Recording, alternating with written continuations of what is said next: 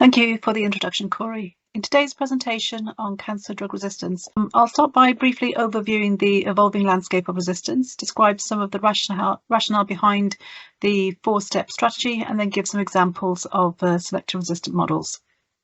So resistance is multifaceted as described in this Nature paper, and you can break this down into key drivers of resistance that are around the physical barriers on the therapeutic itself, which may impede the response as well as the changes the drug imposes on the tissue. And then there's the genome of the tumour and the heterogeneity that is driving the growth, and then the surrounding microenvironment, which provides additional barriers. And then some of the means to overcome resistance includes early detection, achieving a more effective response that is durable, having a deeper understanding of the resistance and the tumour dependencies, perhaps through biomarkers, and then having insight into adapting the intervention or treatments. But it's a changing landscape of cancer therapies and targets that are emerging, and with it there's different types of resistance. So in this Nature Reviews drug discovery paper, it really highlights the types of new drugs that have reached the clinic in the last 2 decades. And on the left, it shows the largest contribution coming from the targeted agents, especially the kinase inhibitors. And then you've got the targeted biologics, which is dominated by the immune checkpoint blockade. And then on the right, you have the different types of agents, which is represented relative to the approval year. So, for example, red is the sort of more recent approvals, and then blue goes back to 2000. And then the kinase inhibitors, again, have been dominant throughout the past 2 decades. And you can see how immune checkpoint inhibitors, the targeted cytotoxic agents like the ADCs, there's also PARP inhibitors, autologous cell therapies, and bispecifics, where the approvals have been more recent in the sort of last 5 to 10 years. But unfortunately, resistance to many of these agents is emerging.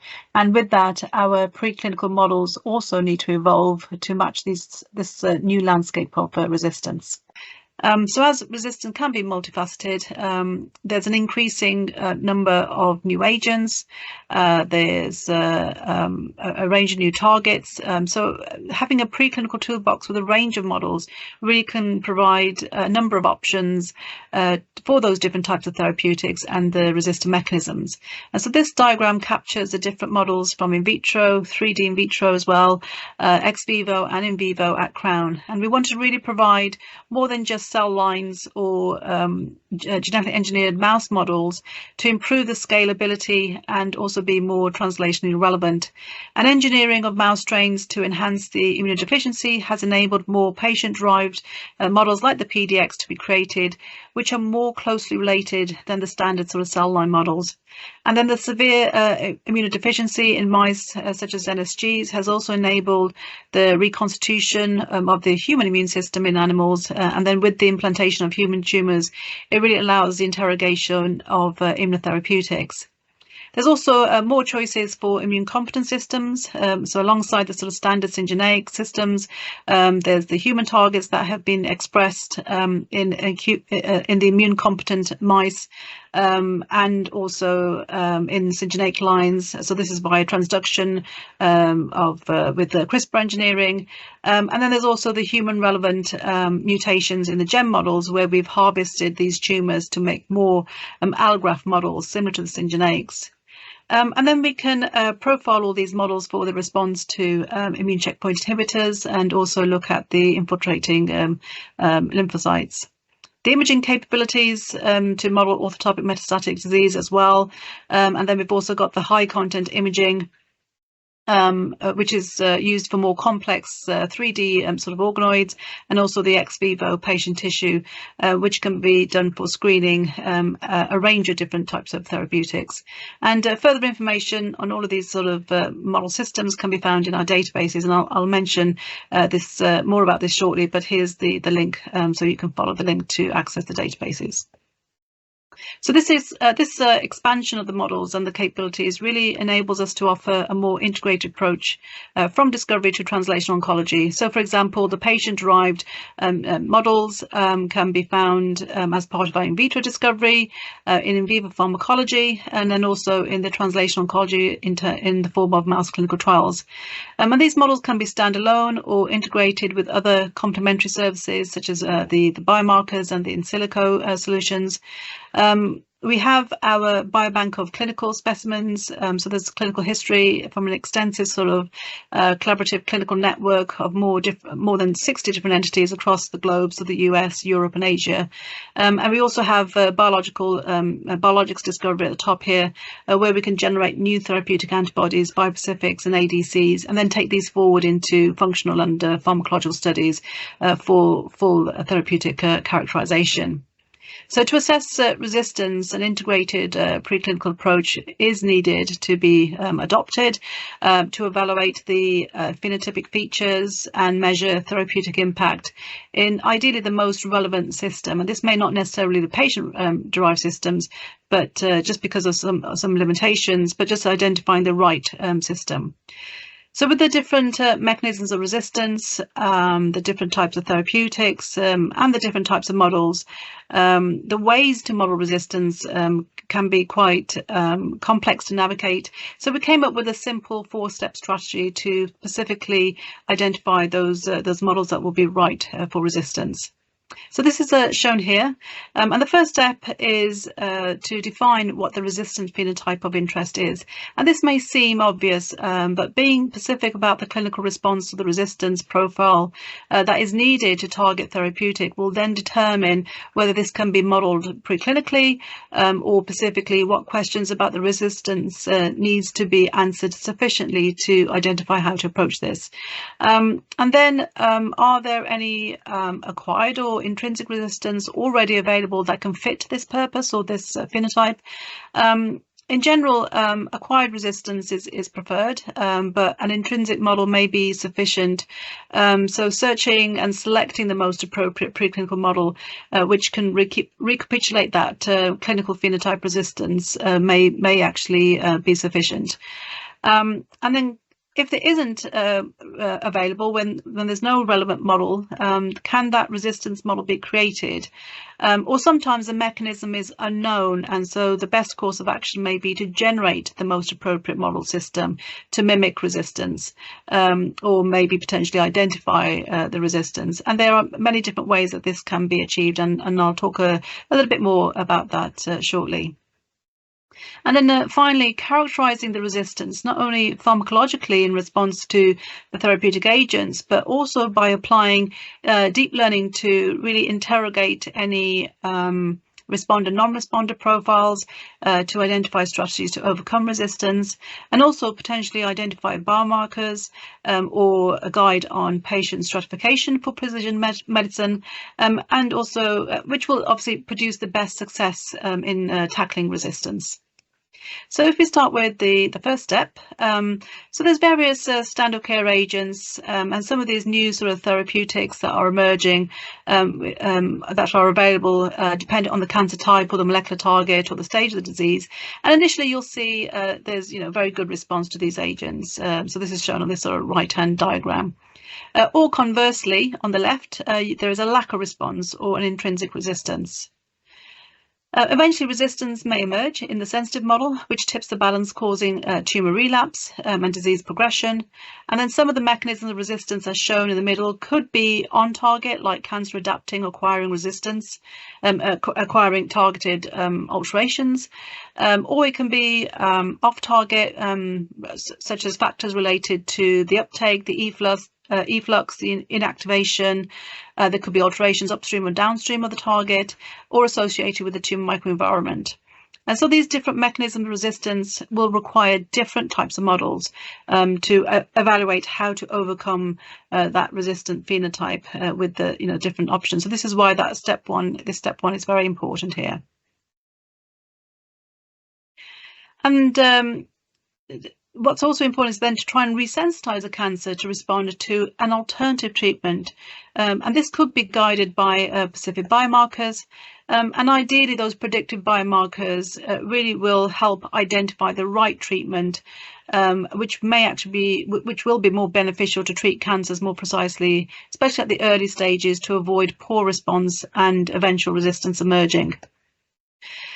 So the next step to kind of search, so you can use the databases I mentioned. So you can look for different types of models. So this could be cell lines, it could be PDXs, or it could be models of acquired resistance from the clinic in the form of PDXs. So this is just showing the different databases. Some of you may already be familiar with this. These are complementary model databases, and is a good starting point to help find suitable models. It's a centralized model repository with extensive models collection across 4 main databases. So you can see there's over 2,500 PDXs in HuBase. There's over 600 in OrganoidBase, and the majority of these will have matched PDX models. There's a diverse collection of murine models, as I mentioned earlier, and then over 900 different cell lines, and also over 250 xenograft models in Xenobase. So there's a lot of models, but they are categorized according to the cancer type. There's filters that can be applied to the search engine. It just makes it easier to explore the models. And the characterization of the models includes genomics, proteomics, growth characteristics. There's model-specific information like the clinical features, where applicable, or treatment history. And then you can also filter for the pre-treated models. And then one of the objectives of the 4-step strategy is to actually make it more visible the types of resistant models that we have in our collection. So this is a very high level categorization of some of the resistant model profiles that we have across cell lines, PDXs. There's in vitro and in vivo, both intrinsic and acquired, or even induced resistance. And these can be used for early discovery all the way through to translational studies. And the resistance can be presented either to a specific therapeutic or due to a specific aberration like a mutation, or it could be an amplification or even a physical feature. And so this sort of breaks it down into those different sort of categories. And some of these are straightforward chemo-resistant lines. You've got mutated cell lines and organoids with the different resistant profiles. And then you've got numerous PDX models shown more on the right-hand side. And there is resistance to specific agents like lotinib, osimertinib. There's immune checkpoint inhibitor resistance, hormone resistance, RET inhibitors, KRAS inhibitors, PARP inhibitor resistant PDXs, and also we've got a range of different ADC resistant models. There's also different types of mechanisms of resistance, so such as metastasis or stromal induced resistance. And then we have a large number of models that are being continuously developed or characterized. And again, I'll show a quick summary of that. For today, there's not enough time to cover all the different sort of categories, but I'm just going to highlight some more recent ones, as well as some of the variations across the models. So the first one is our next generation of PDX models, and these are from patients who have undergone treatment to first, second, or third line treatment in the last decade or so. And so these are really reflecting those new therapeutics that are being used to treat patients. And these patients typically have aggressive late-stage cancers that have relapsed from potentially multiple therapeutic strategies. So the diagram on the left shows a spread across the different cancer types. And the numbers, do change. Bearing in mind that this collection is ongoing, so the numbers will increase and grow with time. For example, we just recently added AML PDXs from patients with prior treatment to the collection. And then on the right is a summary of some of the treatments that are in this collection.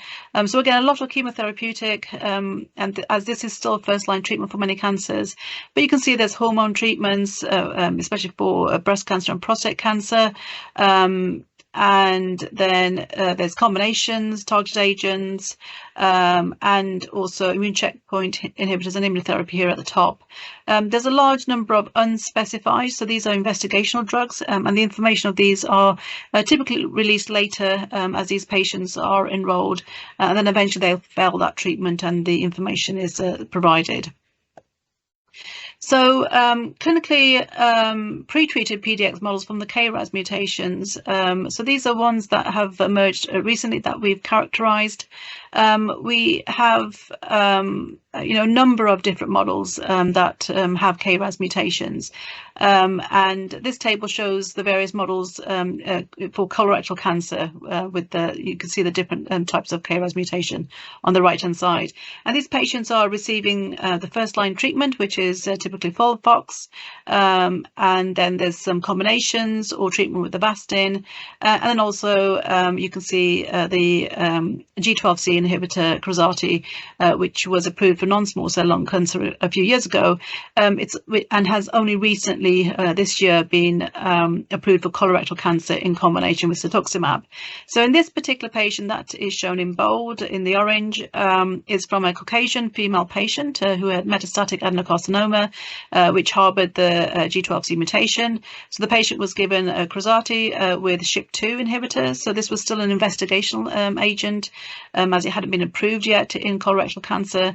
But there was good response initially. So the first PDX was created here, but the patient relapsed. There was progression of liver tumor, and then the second PDX was created, and the patient was moved on to a fourth investigational drug to which they didn't respond, and then the third model was created. So these three models are longitudinal models and we are investigating the KRAS inhibitor sensitivity or resistant model, which is being carried out in vivo.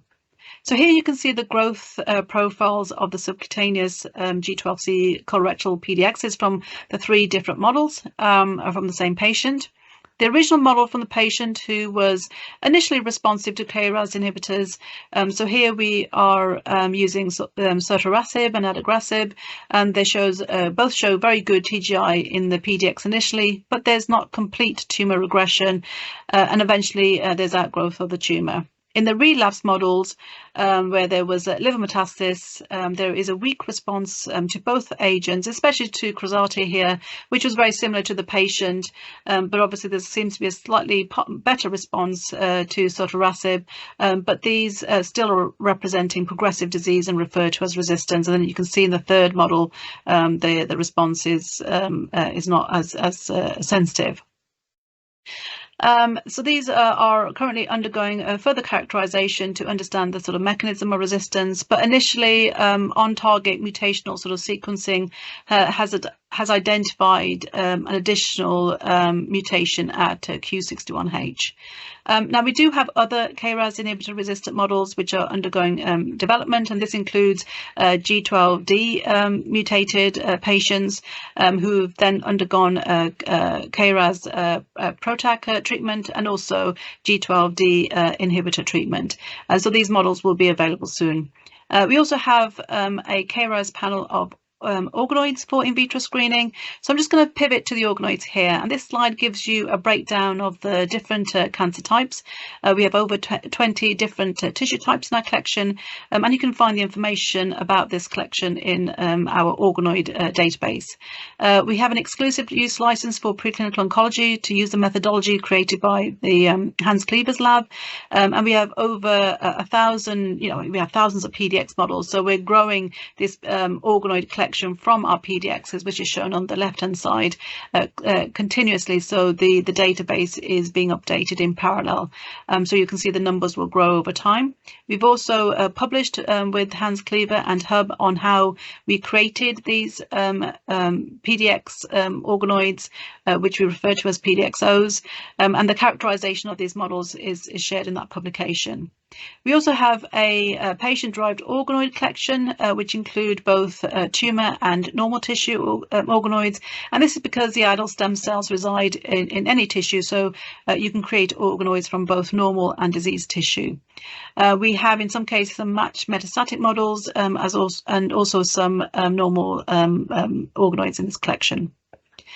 So to make the organoid screening more accessible and efficient, we've set up Organoid Explore, which is a organoid panel screening.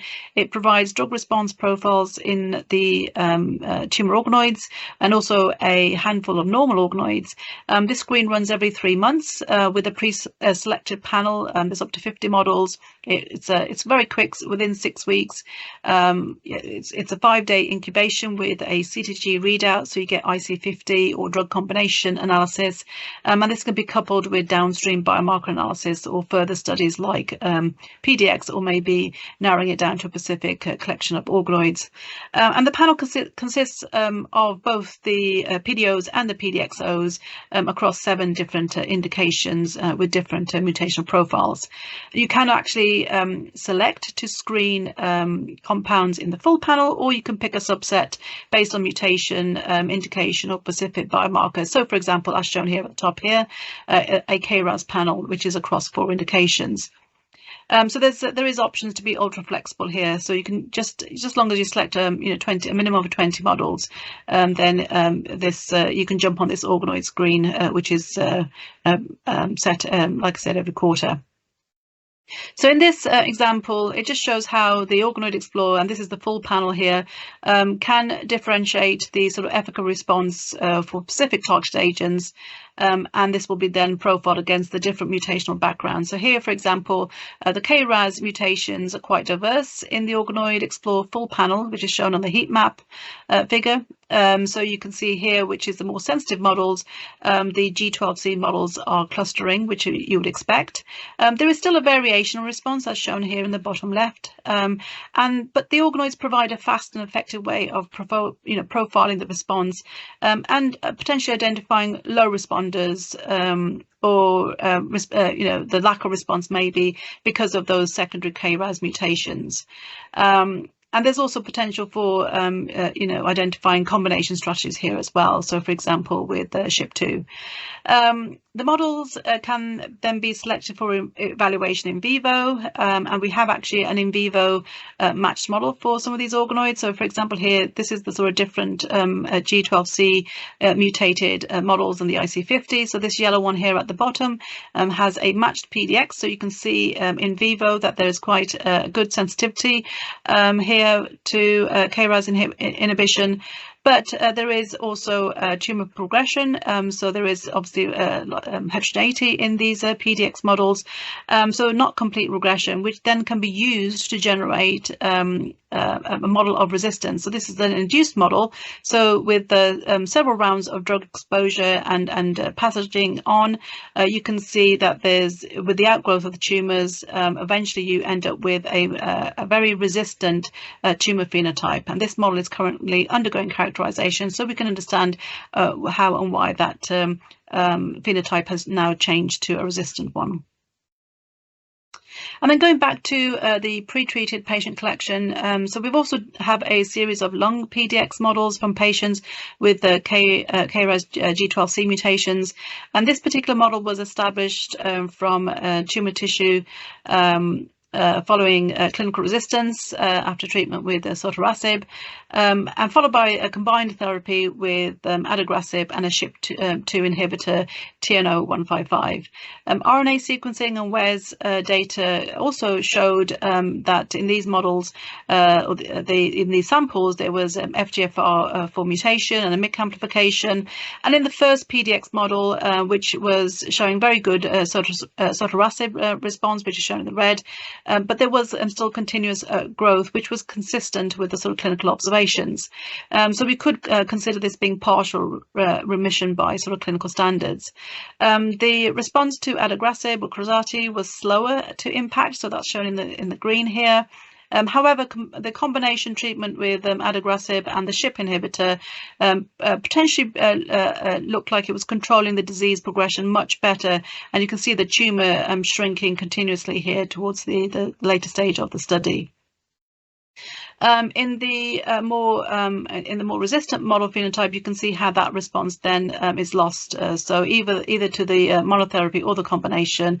And this particular model, obviously the patient had acquired additional EGFR amplification.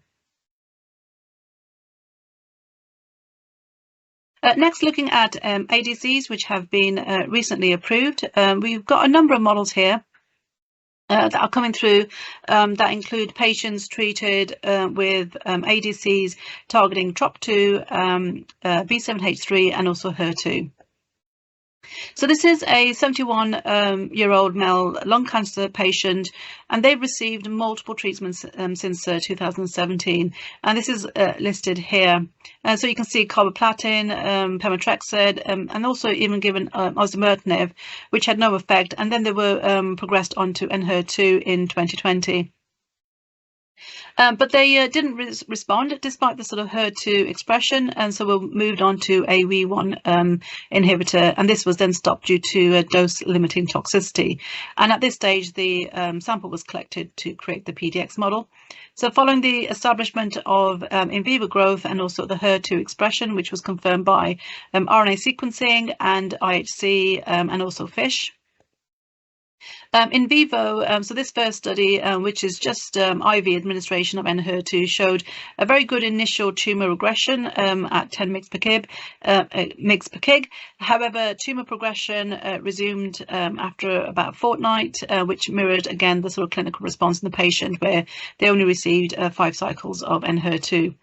And you can then see that there is a progressive disease progression here. We did also test osimertinib. Initially, there was a response again, but eventually there was disease progression here for this. And this again reflects the patient's outcome to the treatment, and also shows how the heterogeneity of the tumour drives the resistance as well. So despite the sort of HER2 expression, the response to Enhertu was quite poor. And then we also did look at different doses of Enhertu. So just dropping the dose down, and you can see here there is no response. We've also have dosed at 2 and 5 mg/kg, and we see a partial response. So again, depending on the dose that's used in vivo, you can see that there is still a dose dependency in this model. And also depending on what dose you use, you can actually infer these to be responsive or still put sort of progressive disease. In another longitudinal PDX model, this is so from the same patient, where a TROP2 ADC was administered. So this is a breast cancer patient. So these are triple negative breast cancer models that came from the same patient who received multiple different treatments as shown. So you can see the standard care agents, also immunotherapy, nivolumab, and then they still had residual disease, and so were treated with Trodelvy. So this patient did present with metastatic disease before they were treated with Trodelvy, from which they relapsed. So a first PDX model was created. They next received exatecan bound to alpha-lex peptide, which is a peptide derived conjugate which showed no response, and then the second PDX was created. Eventually they were progressed onto a WEE1 inhibitor, and the third PDX was created. The expression of TROP2 was confirmed by IHC, which is just shown here, in the 3 established PDX models, and then the in vivo efficacy study showed a poor response to Trodelvy, and also another ADC, Dato-DXd, in the 2 more aggressive breast cancer PDX models, and the tumour progression was observed in all these sort of treatment groups, so again reflecting the patient's outcome to that treatment. There was partial response to other agents such as capecitabine, but eventually it still led to tumour progression. And so the potential mechanism of the resistance in these PDX models was evaluated, especially seeing as the TROP2 expression was quite high. And so initial sort of mutation analysis has begun, and further investigations into the mechanism are still being explored. So with step 3, we have a lot of models coming through from the clinic, but again, we don't necessarily have specific ones that may be needed to investigate the resistant mechanisms fully. So the third step is to create the most appropriate model. And again, as I mentioned earlier, there's several strategies for solutions for acquiring the right model with the specific resistant phenotype. And this involves, an integrated approach to achieve these. And so these are broadly represented here at the top. So obviously you've got the acquired clinical samples as I've been describing, but it's not always possible. So we can create the models either through drug challenging in vitro or in vivo. We also can do genetic engineering, or there may be technical advances and innovations such as different sort of surgical models, imaging, and organoids or CRISPR engineering combined, which might provide with unique models of resistance. And these approaches have been adopted, and we've created many sort of successful models. Some of these are actually shown in this collection already generated, and you can see how diverse the sort of resistant phenotype can be employed by using just this sort of simple mechanisms. And these models can then be used to inform on the mechanism of action, the efficacy, and also potential biomarker identification. I did mention that we have a number of models still in development, and this is an ongoing effort. And listed here are some of the more recent models that predominantly are reflecting the agents that are being used more recently in the clinic, and where obviously there's a need to tackle resistance, such as, for example, the PARP inhibitors, RET inhibitors, KRAS, the ADCs, and also immune checkpoint inhibitors. And this pipeline of R&D is prioritized through our internal R&D efforts. We also have a number of collaborations with clients, and this is, like I said, to create specific models based on that initial phenotype, and then or alternative, it could be for exploring potential mechanisms that may be emerging in the clinic that may need predictive biomarkers. So, for example, we have some longitudinal PDX models from triple-negative breast cancer patient who has a BRCA1 mutation. They've been treated with niraparib that has been unresponsive, as the model is still undergoing development. So that is still, those types of models are still being developed. But alongside, we have then also induced resistance to niraparib in a BRCA mutated ovarian cancer PDX model, which is highly sensitive, as shown here on the left, treatment. And then with continuous treatment, so this is going out to 120 days, you can see eventually there's outgrowth in some mice. And it's not all of the animals, which is why there's a big variation shown here. But maybe a handful of animals that show that resistant sort of phenotype. So these are then taken, the tumor is passaged on into new animals, and the dosing is re-administered. And eventually you end up with a phenotype which shows very poor response, or sometimes a partial response. And this model, again, is then being profiled for potential mechanism resistance. So, for example, in this one, we've seen an upregulation of efflux transporter P glycoprotein, but also an additional BRCA1 mutation, which we found through RNA-seq and whole exome sequencing.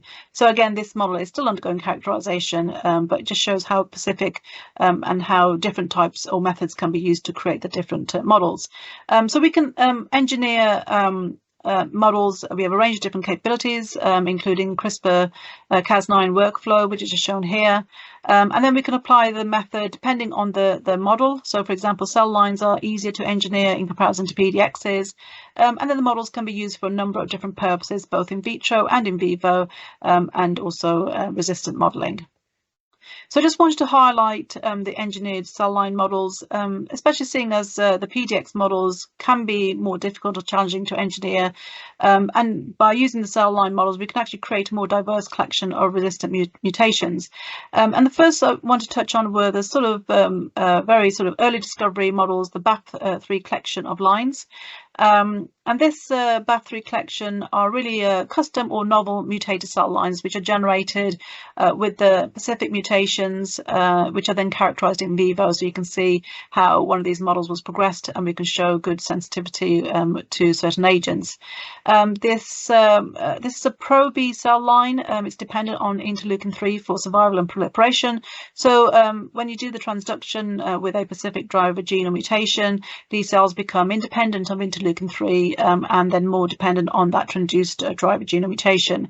And so the cell lines, these specific cell lines are a very popular system to generate with the specific sort of oncogenic dependencies. and then can be tested. So the vulnerability can be tested to specific targeted therapies, and then they're used to estimate either the oncogenicity of that driver mutation and also evaluate targeted agent efficacy. So this can be done both in vitro and then obviously moved in vivo. So I just wanted to kind of switch gear to immuno-oncology. So this is now using a syngeneic system, which have been engineered with specific alterations to induce the required resistance. And this actually is quite challenging, and the sort of phenotype of resistance is very specific. So that step one really helps us define what resistant mechanism we are trying to model, and specifically to an anti-PD-1 therapy. And generally the mechanism of action or the mechanism resistance to PD-1 blockade is largely unknown. There's STK11 or LKB1 alterations that have been reported to have a significant role in the sort of prime resistance to that sort of PD-1 PDL1 axis, particularly in the KRAS mutant lung adenocarcinomas. So that loss of function of STK11 or LKB1 induces the production of cytokines.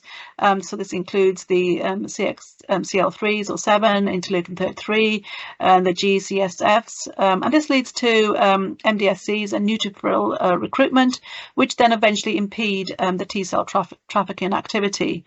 So we developed the STK11 knockout model using the CRISPR-Cas9 methodology, and similar to what this group has shown here, where they were able to knock out STK11 and saw a loss of anti-PD-1 response.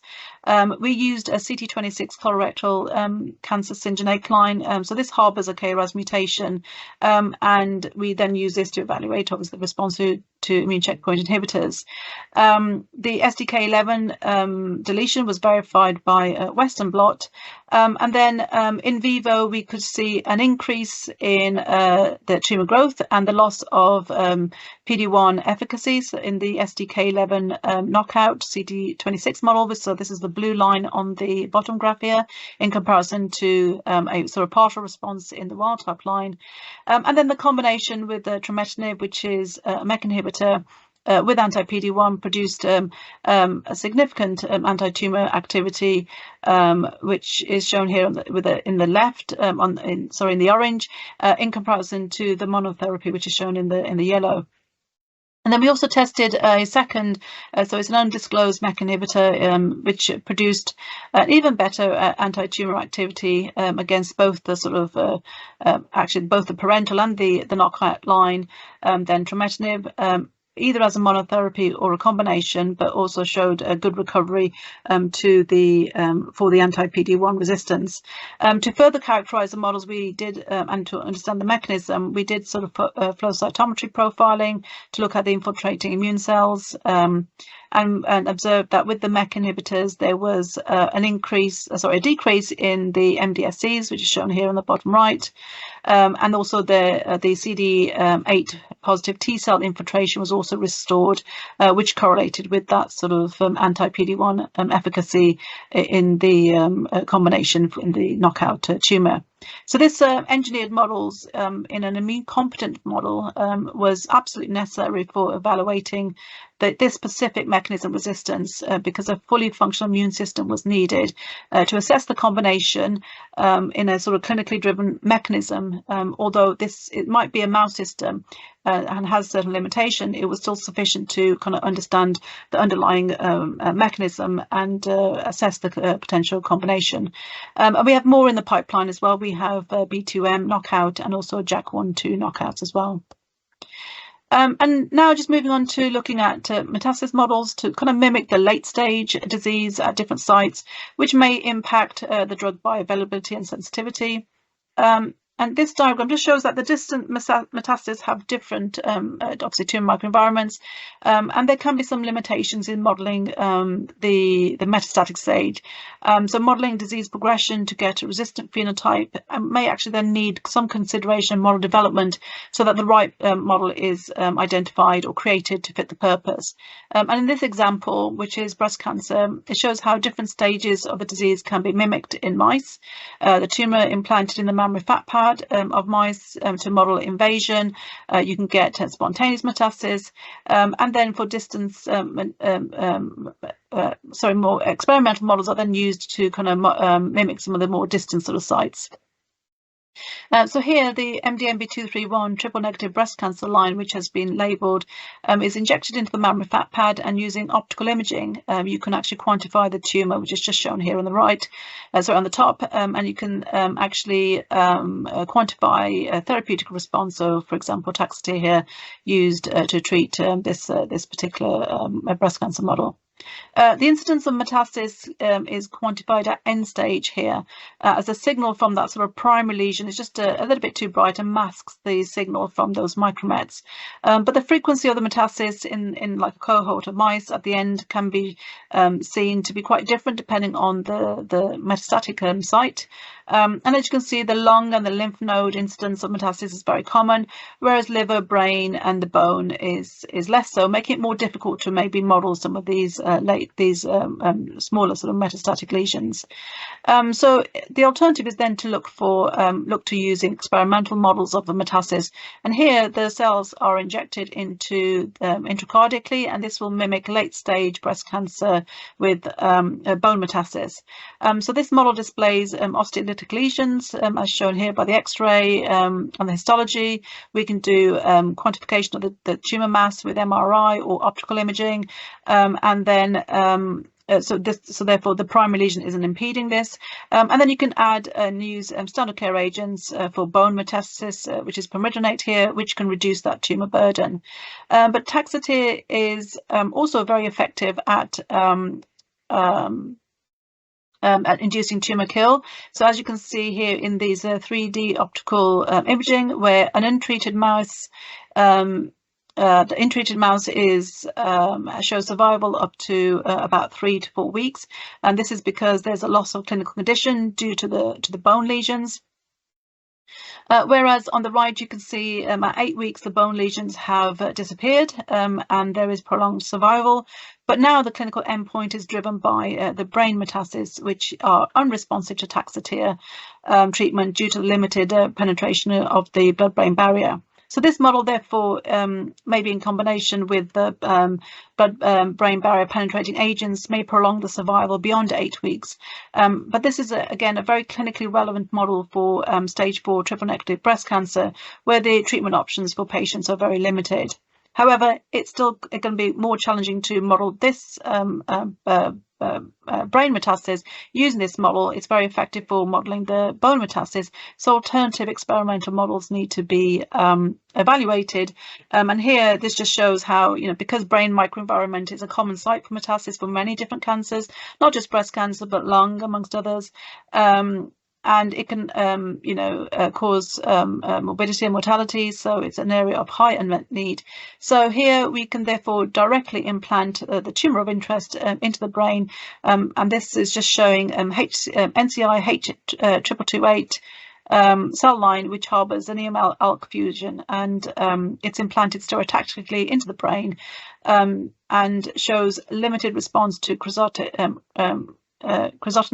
due to the poor sort of blood-brain barrier penetration, whereas typically in like the subcutaneous side, it's very responsive.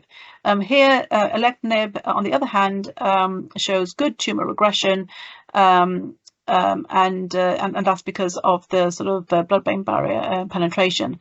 And now we have a range of different orthotopic metastatic models for different cancer types, which are valuable for understanding the sort of different mechanisms of resistance in a more organ-specific way. So just to kind of give you some examples here of the types of modelling that can be done. Other types of tumour microenvironment-induced resistance that we've conducted include adding stroma to assay systems. So this is this diagram here just shows a typical workflow of creating a PDX model, putting it into the animals, expanding it, and then screening in vivo. You can actually use PDX material ex vivo, so this just makes it a little bit faster, needs less tissue, and you can put it into 3-8-well format, and you can do in co-cultures with stromal cells in this case, so the cancer-associated fibroblasts, and then you can do drug screening or drug combinations, and thus reducing the number of mice being used, and obviously this data then can be used to refine downstream in vivo studies. So this study that was published uses 30 different non-small cell lung cancer PDX models. They were profiled with different standard care agents, so it could be cisplatin, vinorelbine, there's doublet treatments in here, and also combination with HDAC inhibitor. And this is in the presence, so with and without cancer-associated fibroblasts. And then the difference of response, which is shown on this heat map. So red is reflecting resistance and the green is response.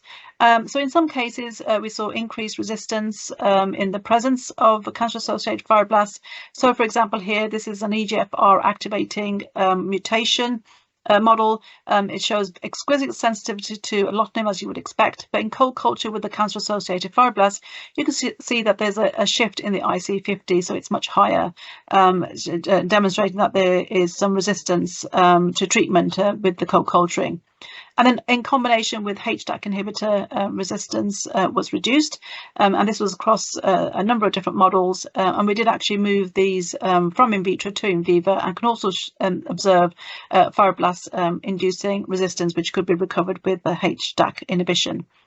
So this, just to note, this study was actually conducted before we had organoids. So it took a bit of time to run this sort of ex vivo ex vivo assay, just because there is still a requirement to expand the PDX tissue first before we can move it into in vitro screening. So it is a bit of a rate limiting step.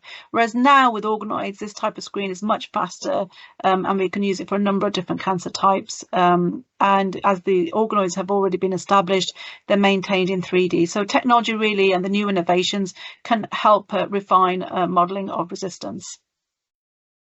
So you can see in the next example, I'll talk a little bit more about how the models are profiled.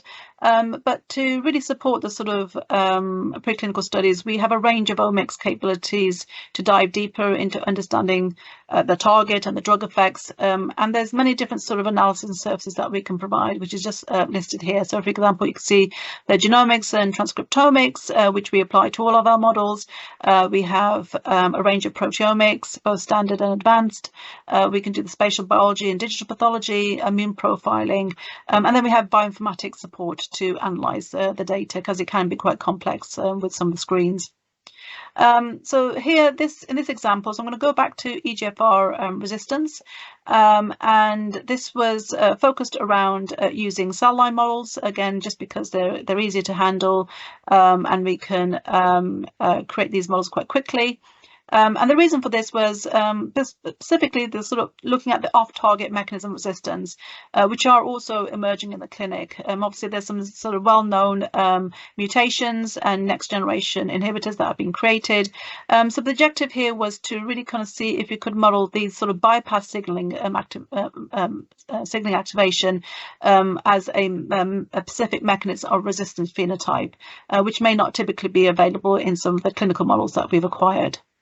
So the HCC827 non-small cell lung cancer, it's an adenocarcinoma cell line, harbors an exon 19 deletion. So it's an activating EGFR mutation. It shows exquisite sensitivity to alatinib, again, as you would expect, shown here in the in vivo data, and also in the in vitro.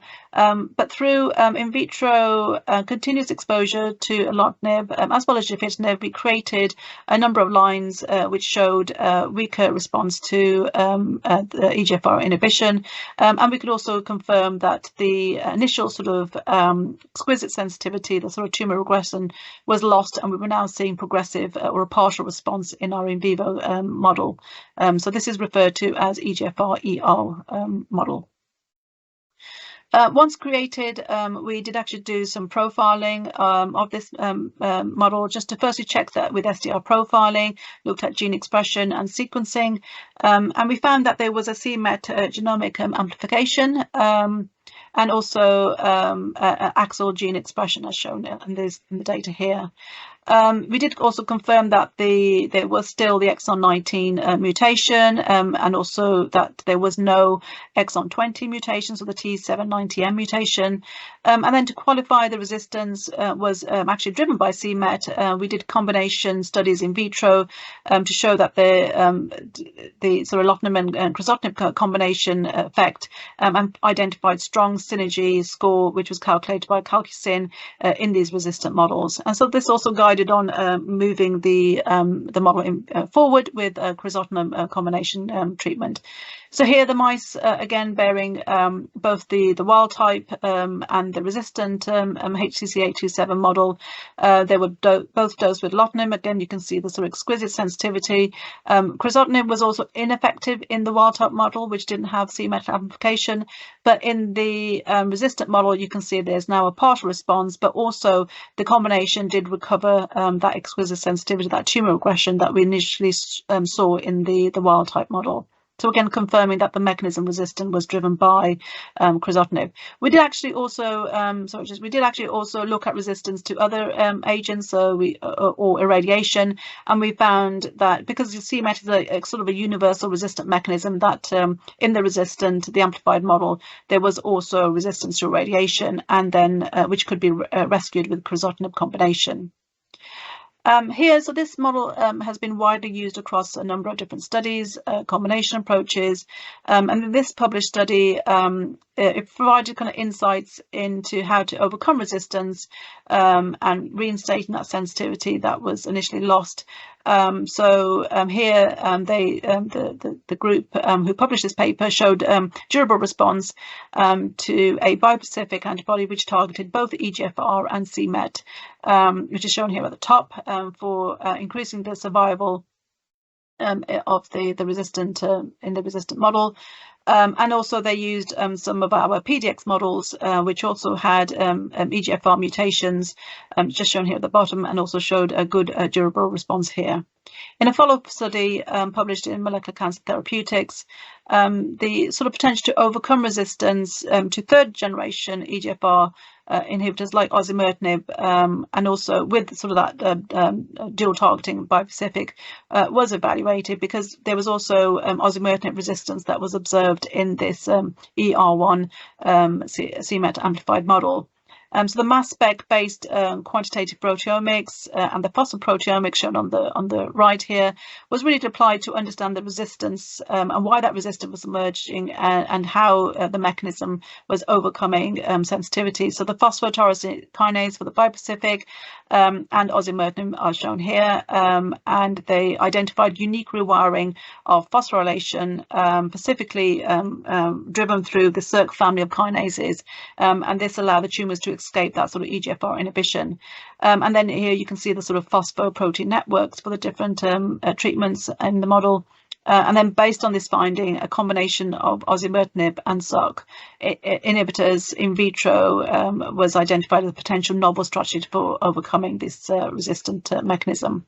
And then in another study, this study was very interested in overcoming osimertinib resistance, and this here was shown in combination with their SHP2 inhibitor to suppress downstream MAP kinase signaling. And again, they nicely show this in combination either at early or even late stage dosing. It was still the combination was still highly effective, again restoring that EGFR inhibition and restoring these sort of regression effects.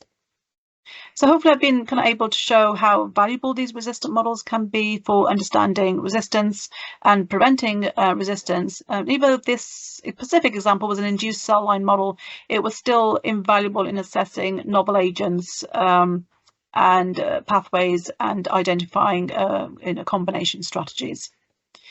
So final slide, just back to this 4-step strategy and how this can be applied across multiple different types of resistance and models, and hopefully demonstrate this with some of the examples I've given in our collection and our experience, just to increase the awareness of those available models. There's always opportunity to create new models, and then by leveraging multi-platform tools, you can characterize that resistance and potentially predict clinical outcome. So thank you for your attention. That's the end of my presentation, and I'll hand back over to Corey.